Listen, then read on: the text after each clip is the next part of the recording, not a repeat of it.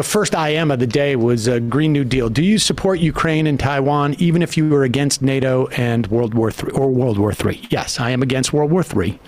I believe that NATO should not be expanding. In fact, I am, probably fall on the side of wondering what is the value of NATO at this point. Well, the value is for things like this. Well, I guess so, but I don't know that that's terribly valuable. I agree, in my estimation. I think it's just momentum or something. But yes, I believe that we should support Ukraine as much as we can without getting involved in a war. And same with Taiwan.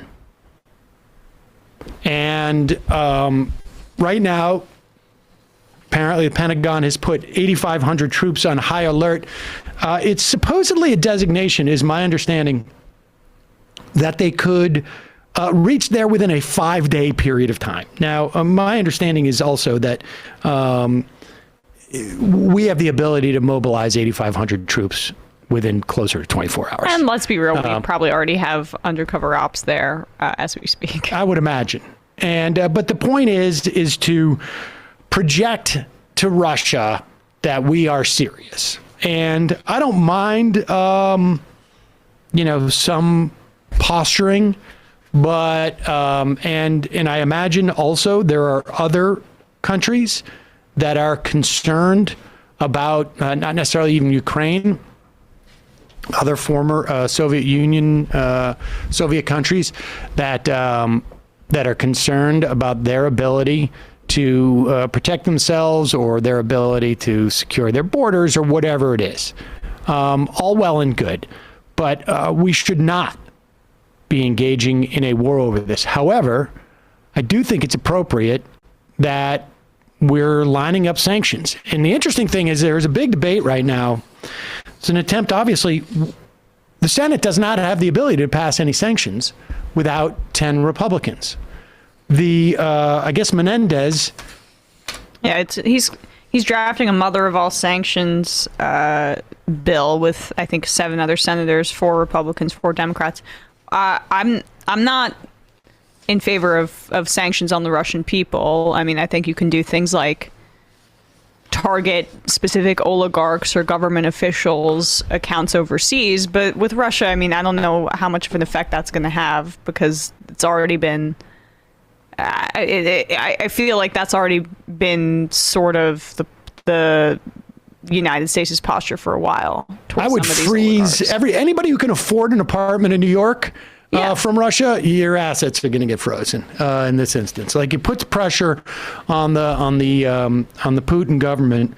But it's what's fascinating is that apparently the trouble they're having enlisting Republicans here is that they want some penalties imposed before the invasion or any invasion which take place rather than after the fact, which is not necessarily a way of dissuading someone from invading a place, right? I mean, you're hitting them with the stick as opposed to dangling a carrot. Well, no, it's one thing if I say to you, if you take my coffee, I'm going to hit you with a stick.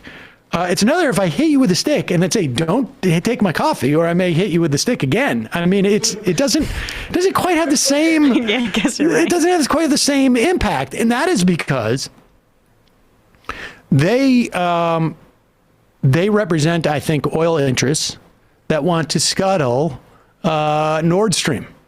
They also represent weapons manufacturers who are gleeful about any kind of escalation, especially if it involves NATO. Even though Ukraine isn't a part of NATO, they're just for some reason a proxy member, and so then you get to a lot of arms sales if these tensions escalate.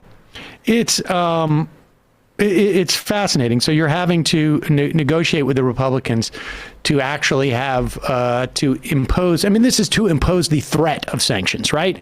It's to give the president the authority to impose these sanctions after the fact. In other words, don't invade Ukraine, and we will not invoke these sanctions.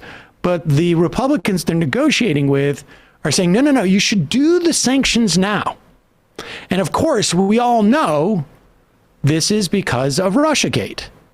That's why the Republicans want to sanction the Russians now, and the Democrats do not. Anyways, but that's where we're at this point. And so hopefully, the Senate can agree on some sanctions that would take place in the event that there is an invasion, and and hopefully the Biden administration can offer at least enough of if not a commitment, but at least enough of an indication that there is no U.S. intention or NATO intention of expanding and admitting Ukraine. That seems to me to be the best case scenario here. So we'll see. If we target the sanctions, I mean, I have little faith that happens. 95% of the time, any sanctions the United States imposes falls on the feet of the people, not on the government officials making these decisions. Yeah, I don't really trust Blinken to do this delicately. Well, yeah, we'll see. I mean, I can't imagine there's really many people who want to get involved in a ground war over Ukraine in the U.S. government. But there's also just sort of like this you know, I don't know, ridiculous sort of legacy. We're led by such ossified leadership at these days that you know, some of this stuff is sort of knee-jerk and instinctive, and it's terrifying. But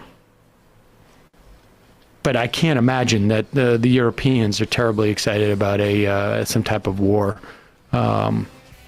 with Ukraine either. How